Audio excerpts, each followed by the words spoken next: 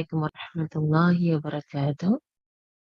بسم الله. Let's do our office.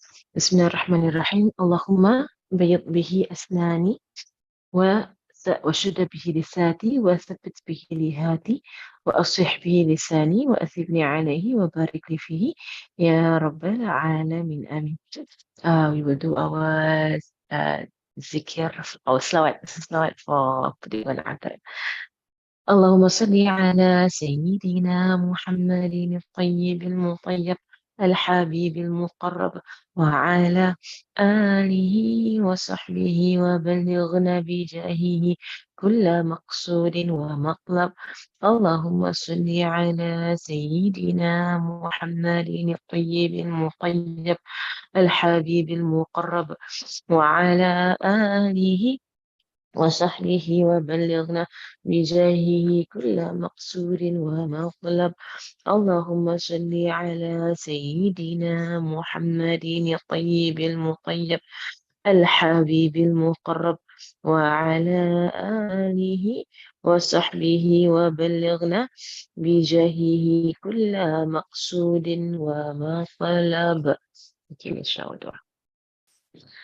بسم الله الرحمن الرحيم. نوعين تعلم وتعليم وتذكر وتذكير والنفع والانتفاع والإفادة والاستفادة والحث على التمسك بكتاب الله وسنة رسوله صلى الله عليه وسلم ودعاء إلى الهدى ودلالة على الخير ابتغاء وجه الله ومرضاته وقربه وثوابه سبحانه وتعالى مع لطف وعافية برحمتك يا أرحم الراحمين.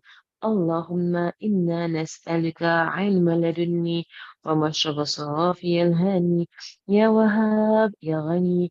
اللهم إنا نسألك علم لدني ومشرب صافي الهاني يا وهاب يا غني. اللهم إنا نسألك علم لدني ومشرب صافي الهاني يا وهاب يا غني.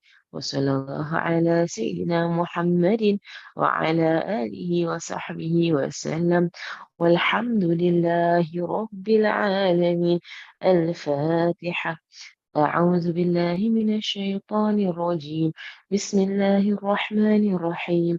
الحمد لله رب العالمين الرحمن الرحيم مالك يوم الدين. إياك نعبد وإياك نستعين. اهدنا الصراط المستقيم صراط الذين أنعمت عليهم غير المغضوب عليهم ولا الضالين. آمين آمين آمين يا رب العالمين. Okay, Alhamdulillah, Alhamdulillah, Alhamdulillah. Today is our last lesson for the month, inshallah. This is going to be the last week of Rabiul Awal, so our last lesson, inshallah. So yesterday we were going through the story of Sayyidina Abu Bakr and Rasulullah sallallahu alaihi wasallam and their beautiful friendship, right, between Rasulullah sallallahu alaihi wasallam and Sayyidina Abu Bakr as-Siddiq. Okay, so there are a few things today I want to talk about, like especially the story of. I actually want to go through the story of Taif, right? Because in the story, so there's so much for us to learn from, and how to handle the things the way Rasulullah handled them, in his time, when it happens to him. But it's also the story of when he entered into Medina. There's two stories actually I want to talk about today, but then I don't know I got time or not. So you just see how lah. You got time, you have time, you have time. Okay. So the story then let's see. Okay, let me change this one so I can put more. So that's number 5, number 6. Okay. So the story of the story of Taif first, okay. Story of Taif first, and then and you all can put on the chat to suggest what lessons can we learn from Taif. That's better. I should have done it from the beginning to make you all give me the lessons. Like instead of I give you all the lessons, you all give me the lessons. Right, from that story. Yesterday we were on the story of um uh and Sayyidina Abu Bakr, and today the story of reliance, on Allah. You know what is reliance, right? On Allah, to rely on Allah subhanahu wa ta'ala. Okay, so the story of Ta'if. Okay, incident of Ta'if. Yeah, right. So what happened at Ta'if? So this happened. We're gonna rewind, right? So we already went to the Hijrah, right? This is before the Hijrah. I was gonna rewind, right, to the after the boycott. Okay, the story happened after, right, the boycott. Right? So the family of Rasulullah sallallahu alaihi wasallam, they went through a boycott of 3 years, right? Is it 2.5 years or 3 years? Right, 3 years of boycott. Right, so the boycott was the most difficult thing that Rasulullah SAW and the Muslims have ever gone through, right? Because the disbelievers, especially Abu Jahl, the enemy, the enemy of Islam, especially Abu Jahl, right? They really cut off the Muslims, right? And not just the Muslims, but the family of Rasulullah sallallahu alaihi wasallam. They really cut off the family of Rasulullah sallallahu alaihi wasallam. Right, so this after so after the boycott. Right, so cut off meaning what? Cut off means he didn't allow for any food, any drink, any water, right? Any buying and selling, nothing at all, nothing, right? Nothing to be sold or bought from the Muslims. They completely cut off the Muslims and the family. So the family means even the non-Muslims in Rastam's family, okay? So even in his tribe, even the non-Muslims in his tribe also got hit by the boycott. It was a very, very difficult time, right? That happened with Rasulullah sallallahu alaihi wasallam, and the boycott ended, and because if you all know the story, the boycott ended because Allah subhanahu wa taala said, right, some termites to eat up the people. Termites ate up the people. That they wrote, Abu Jahl wrote down the terrible loss of the boycott. Even the non-Muslims in Mecca, they were not didn't like the boycott. Even the non-Muslims in Mecca, because it was so cruel. Only Abu Jahl is the one who wants to do it. Actually, everybody else they were not Muslims, but they knew it was a terrible thing to do to other human beings. So it's not just about being a Muslim or not Muslim, but it's also like you cannot be so mean and you can be so evil to somebody else. So there are non-Muslims, and there were non-Muslims in Mecca, who did not agree to the boycott, because it was so cruel, towards the Muslims, and they will say the Muslims are our own people. They're from Mecca, they're our own people, our own relatives. How can you treat other people in that way? So there were actually a lot of non-Muslims who were not agreeable to what Abu Jahl did. Right? So that's why they began to argue. Right? The story goes, they began to argue, the non-Muslims, and they went to argue with each other, because it was only Abu Jahl who actually wanted this boycott to happen. Right? But basically, the boycott was ended, and after the boycott, so after 3 very, very difficult years, right? So what is the boycott? The boycott is 3 very difficult, right, years, right? And in fact, the most difficult years in the life of Rasulullah Sallallahu Alaihi Wasallam, without, 3 very difficult years, right, where they, the Muslims, right, were starving, right, and deprived. Okay, this is what happened during the boycott. You must understand what's going on, okay? Right, because so many people, sometimes when I talk to people, right, a lot of people, bad things happen to them in their life, or difficult things happen to them in their life, and they so easily give up. Like they so easily give up on Allah, they give up, they stop praying, they stop wanting to do good things, they just stop, because they just like, you know what, it's no point, there's no point. Like I try and I try and I try and I try, and still bad things happen. And then actually, if you look at Nabi Muhammad Sallallahu Alaihi Wasallam's life, like so many bad things happen. So many bad things happen to him. Like, do you think what, he's a prophet and only good things happen to him? No, he's a prophet and all the difficult things happen to him. Like subhanAllah, sometimes when I hear people talk, they say that, I pray and I pray and I pray and I dua and I dua and I dua and I fast and I fast and I this and I that and I give sadaqah and I give charity, whatever. I do so many things, and still all these bad things happen to me. So no use lah. There's no use trying to be a good Muslim. There's no use. And these people, they are not learning from Rasulullah sallallahu alaihi wasallam. They're not seeing what happened to Rasulullah sallallahu alaihi wasallam. You cannot say bad things happen, bad things happen, bad things happen. So I don't care. I don't want to pray anymore. I don't care. I don't want to do all these good things. So no point. No such thing, right? No such thing. Right? Bad things happen because you're in the dunya. That's why you're not in Jannah. If you want a happily ever after, you're looking in the wrong place, right? Where is our happily ever after? It's not here. Happily ever after is in Jannah, not in dunya. So I tell them you're looking in the wrong place. You're trying to have you're trying to have an easy life. You go Jannah first lah, then become easy. Like if you work for an easy life here in the dunya, I don't know when this easy life is gonna happen for you. Right, subhanallah. Anyway, they watch too many fairy tales or too many Disney movies. I don't know what they watch also. They think that things will be easy in this world just because, I don't know why also they think that. Okay, right, yes, this has happened the years, the very difficult years when the Muslims were, what is a boycott? Like it is three very difficult years when the Muslims were starving and deprived, right? The boycott led to the death of, this led to the death of Abu Talib, right? The uncle of Rasulullah Sallallahu Alaihi Wasallam and the beloved wife of Rasulullah Sallallahu Alaihi Wasallam, right? Khadija, right? Sayyidah Khadija. Okay, here's what happened, right? So this was really the lowest point of Rasulullah Sallallahu Alaihi Wasallam's life, right? This was like, like he was like, Rasulullah Sallallahu Alaihi Wasallam, right, right, was so affected, right, by this, and then he is the one who actually called the year, okay?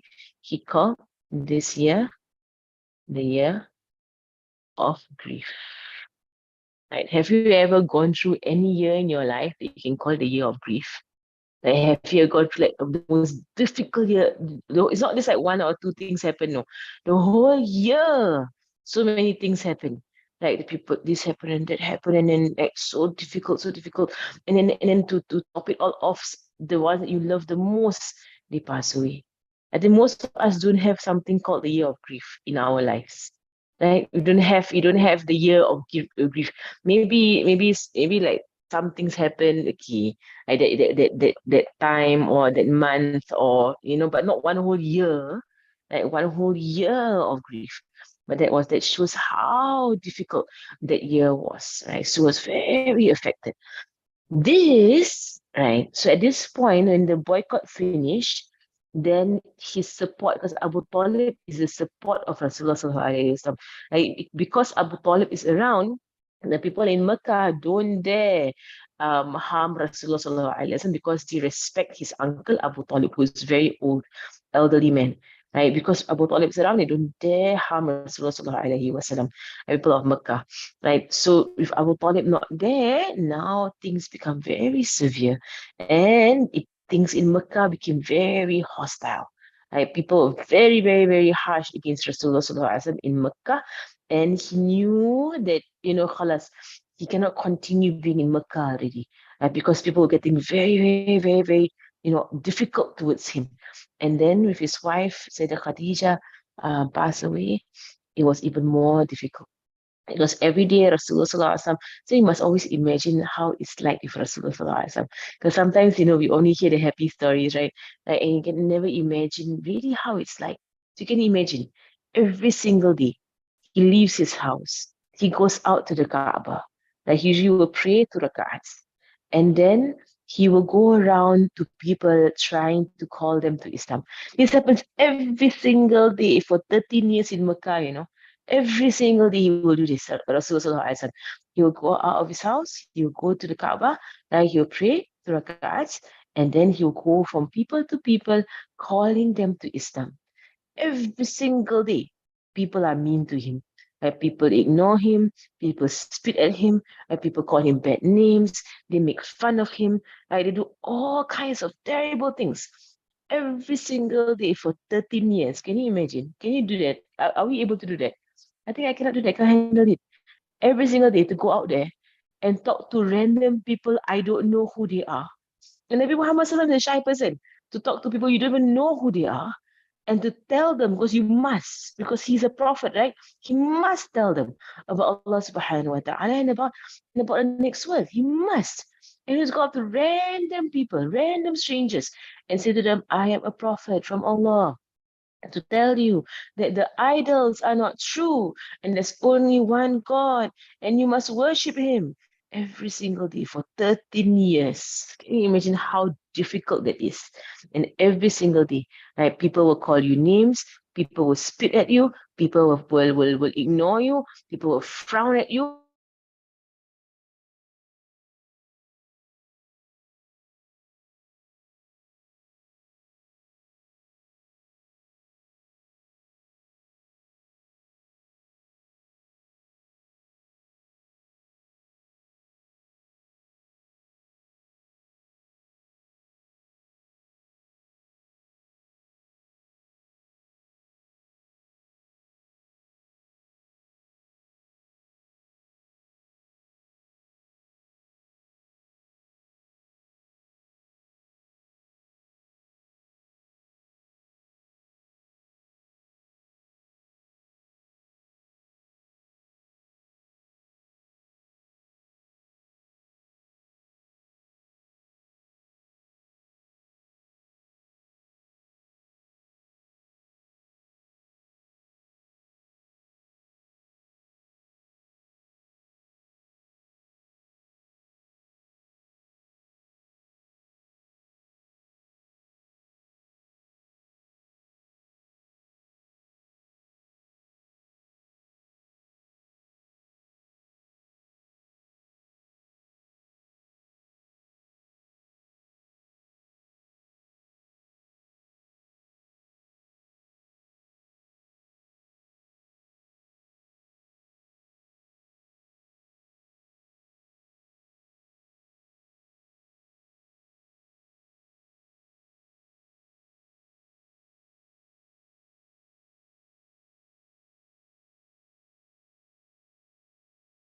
and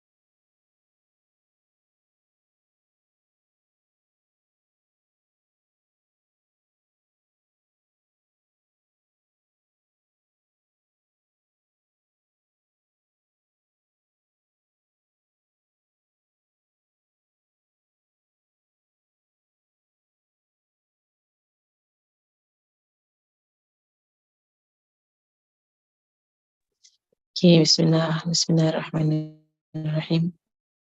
Sorry. I cannot use so my computer is not my computer internet is finished.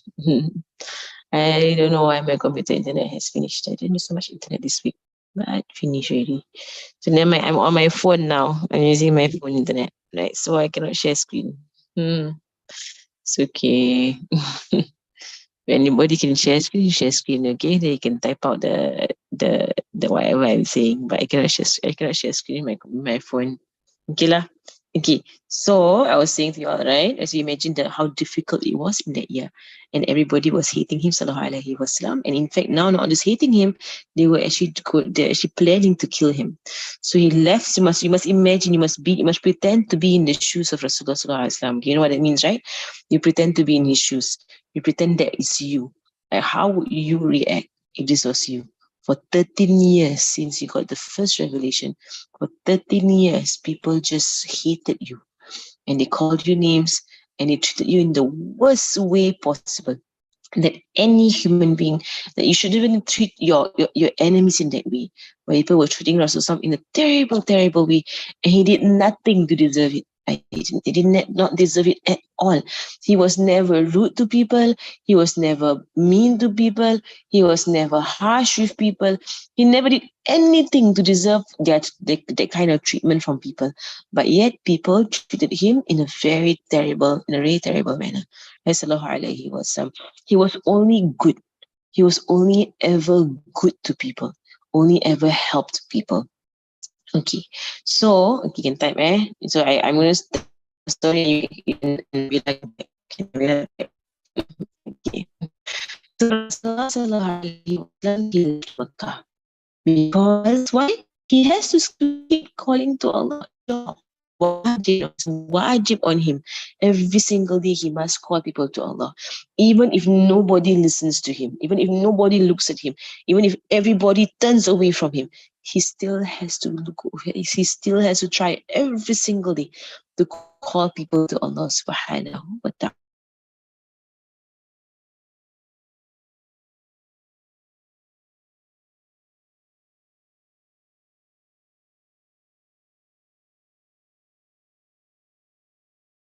Because Mecca has Kaaba.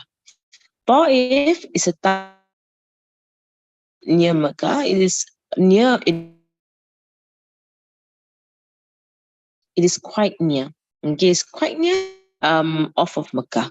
Right? It's like actually it's quite far actually. Right? If you want to go to Ta'if from Mecca, maybe to drive, you take about 1 hour of driving. Right? He walked there. Of course, he's not going to drive. He walked there. Sallallahu alaihi wasallam. So to imagine, like in our country, in Singapore, right? It's like you want to drive all the way from from the east of Singapore, maybe around Pasir Ris there, drive maybe for 1 hour. Where can you reach in Singapore after 1 hour? Maybe around Clementi area, you can go past that in 1 hour. He walked. So he walked all the way to go to Ta'if with his adopted son, Sayyidina Zaid bin Haritha. They went together. And in Ta'if, okay, again, the people of Ta'if were even worse than people of Mecca. They were even worse people of Mecca. People of Ta'if, right? They were actually very arrogant. There's this big arrogance about them, and they're very jealous of Mecca. People of Ta'if, because they're like the second best city, right? So they don't really like Mecca, right? They also have some problem. So Rasul went there. He went straight to the leaders of Ta'if, because if the leaders can, agree with you, or the leaders, want to become a Muslim, everybody become a Muslim. Right, so he went to the leaders straight. There were three brothers, right? There were three brothers. He went to them straight, right? And he presented Islam to them. And that's all he does. Rasulullah, that's all he does. He just go to people and he will just very calmly and very gently, he will present Islam to them. That's all. If you don't want to become a Muslim, don't. If you want to become a Muslim, okay, I can help you be a Muslim. That's all. Right? Don't have to be mean. You don't have to be mean. Don't have to be rude. I don't have to be to do bad things. I just say, okay, I heard what you said. I'm sorry. I don't want to become a Muslim. That's all, right? You don't have to be terrible to Rasulullah sallallahu alaihi wasallam, but they were. That is why Sayyidina Abu Bakr, he will say to them, why do you beat up someone who just wants to say that his God is Allah? Why must you be mean? You don't have to be mean. Just say you don't want to believe. Okay lah. I walk away. It's okay. We don't have to force you. We're not trying to force you. Right? Subhanallah. So when Rasul went there, went to the three brothers and told them about Islam, right? The brothers, they said that, the first one said, didn't Allah find anyone better than you, right, to be a prophet? Like, they look down on Rasulullah sallallahu alaihi wasallam. Like, he's poor, right? Or some is poor. Right? Said, didn't Allah find someone better than you? Right? Did Allah choose you, right, to be a prophet? Ugh, so this is how mean they are. Right? And then the second person, and all Rasul Mutahan, he would just bear with it. He would just bear with it. So people say to me, so somebody call me names, somebody call me this, somebody said this about me, these people all hating me, these people all trying to bring me down, people all they're so bad to me. You haven't gone through what Nabi Muhammad went through. He got the worst. Right? He got the worst. And then another brother said, if what you are telling me is not true, then you're a liar. So I don't want to talk to liars. And if what you're telling me is true, then you're a prophet. Then you're too good for me to talk to. And he turned away. I don't know what nonsense he's talking about. Right? These are terrible people. Right? Terrible, terrible, terrible, terrible people. Right? And the last one said, if you're really a prophet, where's the angel that's supposed to come with you? Where's the angel? Show me the angel. And how they think they think they deserve to see the angel and all that. So Rasulullah Sallallahu Alaihi Wasallam, he didn't even argue. Sometimes we will also argue, right? We'll be like, these people, they talk nonsense. We have to argue with them. No, he didn't even argue. He didn't even argue. Rasulullah Sallallahu Alaihi Wasallam, he's such a good person. He just said, okay, if you all don't want to listen to me, it's okay. Let me leave Ta'if. Okay, I'm going to leave Ta'if very quietly as I came in quietly. I'm going to leave quietly. And the brothers said, we're not going to let you leave just like that, right? And they went out and they called the people, the children and the slaves of Ta'if, right, to throw stones at Rasulullah sallallahu alaihi wasallam. Right, so they threw stones at the blessed body of Rasulullah sallallahu alaihi wasallam and made him bleed. He was bleeding. He was bleeding from the stones they were throwing at him, very hard stones. And you say, why must they do that? Right? Why? Why must they be so mean? What's wrong with them? Right? And people are like that. They're just mean. Why must they be so mean? Why must throw stones? He just came in and just told you about Islam. Now he wants to go out. Since you all don't want to believe, okay, let him go off. He wants to go off. Right? He wants to go off. That's how he came in. He wants to go off. But no, they're just so terrible. So mean, these people. They threw stones at him. So many of us, I think, at this point, would be so angry with them, right? Like super angry with them. And not just us angry with them, even the angels were angry with them. The angels saw what happened. And they saw that, Rasulullah didn't do anything at all. He didn't do anything bad to them at all. He just called them to Islam and he was going to go off. He's even going to go out and tell other people. He's going to just go off from Ta'if. He's going to leave Ta'if. He didn't do anything bad. He didn't do anything bad at all. Why must he behave like that? Right? Why must he be like that? But Rasulullah, he ran out of Ta'if. He's a prophet, the best human being. But he ran out of Ta'if being thrown. People were throwing stones at him. So you can imagine how down Rasulullah must be feeling right now. Can you imagine? He's a human being, okay? He's not an angel. He's a normal human being. Sallallahu alaihi wasallam. Don't you think that he's feeling very, very down right now? Incredibly down. And he's also feeling, at some point he's feeling like he's not doing this correctly. Maybe he's not calling to Islam correctly. He also is thinking to himself, and maybe I'm not a good prophet. Maybe I'm not doing this well. Right? But of course, it's not his fault, It's not his fault. It's other people. Right? Other people are just terrible. Right? But Nabi Muhammad sallallahu alaihi wasallam, he does not go around blaming other people. He just look at himself. And he think maybe it's because people, maybe it's because of me. Maybe it's because of me. People are not listening. Maybe it's because of he was looking at himself. Are we like that? When bad thing when people are mean to us and they do bad things to us, are we like maybe it's because of me. That's why they behave that way. Or we say, oh, they're all terrible, they're all terrible, they're all not very, very bad people.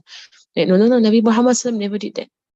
Like, amazing, right? I said the more we learn about Nabi Muhammad SAW, the more amazed we are. You know, amazed. How can he treat people in such? How can he's so good, lah? He's so good, Nabi Muhammad sallallahu alaihi wasallam. Then he ran out of Taif, and in fact, he was trying to hold his blood, right, so the blood will not touch the ground. Because if the blood of the Prophet sallallahu alaihi wasallam touch the earth will get angry. The earth will get angry, and the earth will quake. Right? It will shake, and it will break, and it will split, and it will swallow up the people who did this to Rasulullah. And Rasul didn't want it to happen to them. So he tried to hold his blood, to stop it from touching the earth, from falling onto the earth, tried to hold his blood to himself. Like, subhanallah, even up to like that, he didn't want people to suffer. And because of him, he didn't want people to suffer. But they are the ones who did it to him, right? Okay, then he ran away. So now you can imagine he's feeling very, very low. And he's very, very low right now. Nobody in Mecca is listening to him anymore. People are turning away from him. The whole Mecca is being very mean to him, except for a few people who have become Muslim. And number of Muslims very, very few. And then his uncle passed away already. His wife passed away already. And then he went to Ta'if. He tried to talk to them, and they treated him in the worst manner.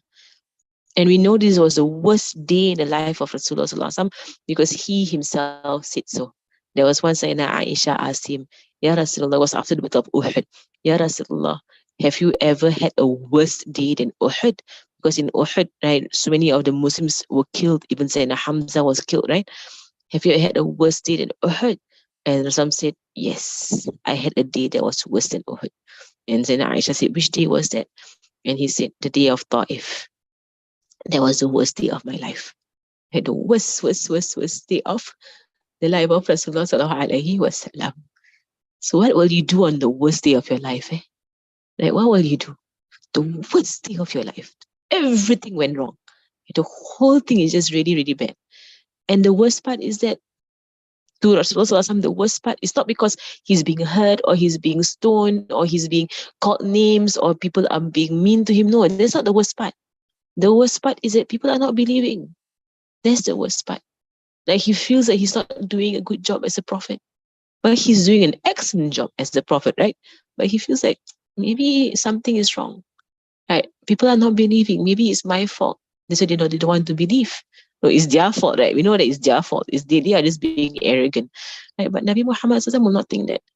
So, no, on the worst day of his life, he dua to Allah subhanahu wa ta'ala. It's what we learn, okay? Even if you have the worst day of your life, you just dua to Allah subhanahu wa ta'ala. You don't need anybody else. You don't need anybody in the world. No need. You don't need anybody.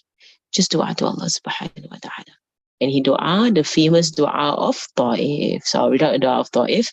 So he says, oh Allah, I only complain to you. So he don't complain to anybody else. He don't complain to anybody at all. Not even to his adopted son Zaid. Not even to anybody. Nobody he complained to. Nobody. Just to Allah. He said, oh Allah, I only complain to you, right, about my weakness. He called himself weak. He says, I'm so weak, Ya Allah, I'm so weak. No, but Nabi Muhammad is so strong. But he called himself weak. He said, I'm so weak. And then he said that, and that people, and I also complain to you that I don't have people around me to support me.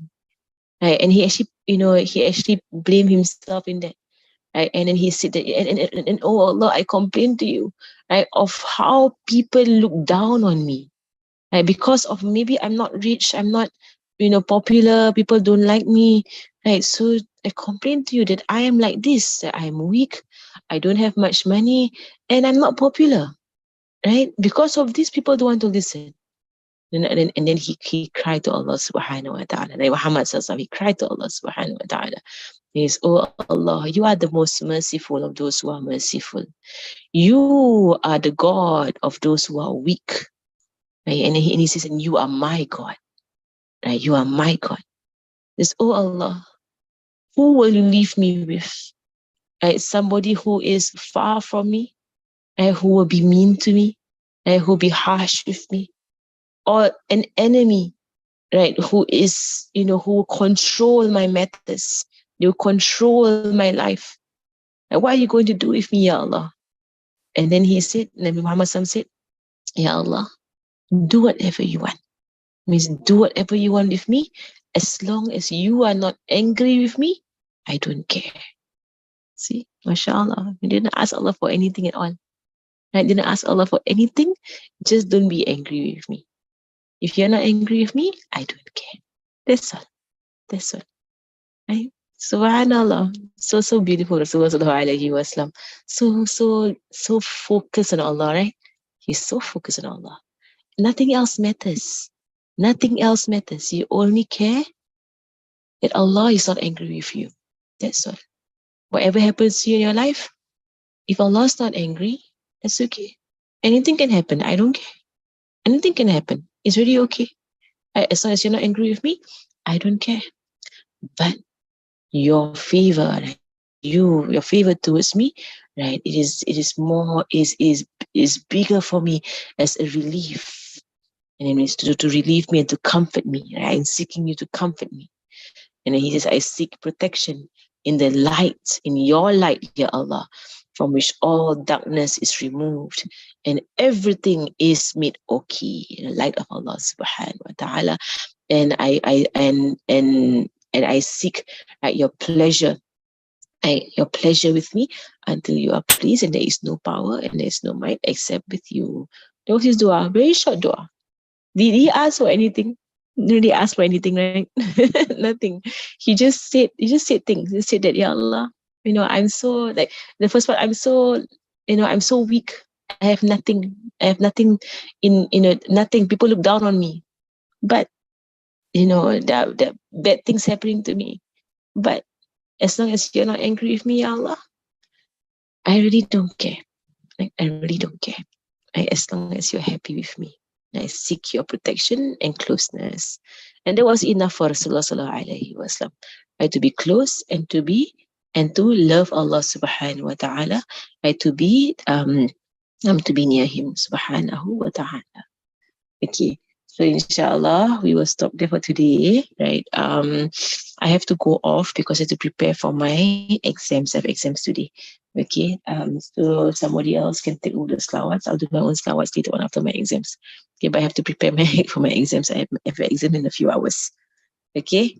So somebody else can take over the slawats. Wa sallallahu ala sayyidina Muhammadin wa ala alihi wa sahbihi wa sallam. Alhamdulillahi rabbil alamin. Subhanakallahumma wa bihamdika ashhadu an la ilaha illa anta astaghfiruka wa atubu ilaik.